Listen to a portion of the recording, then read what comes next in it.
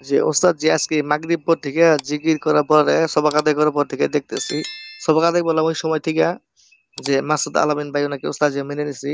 উনি দেখলাম না আমার পাশে থাকে ডান পাশে এসে বসে যখন জিকির করি ওনাকে যখন বলি উনি কিছু কাজ করে দেয় ওনাদেরকে সরাই দেয়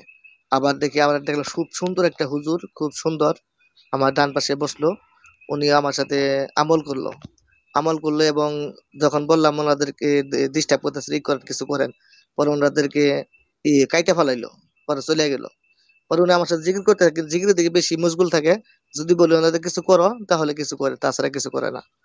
আর হইলো তারপর থেকে হুজুর সব যে আদায় করলাম সব আদায় করার পর থেকে মাগরিব পর থেকে মনে হইতেছে আমার পাশে ওই হুজুরটা সবসময় এখনো আছে ভাই ভাই যখন এখন আবার উজু করলাম ওস্তাদ জি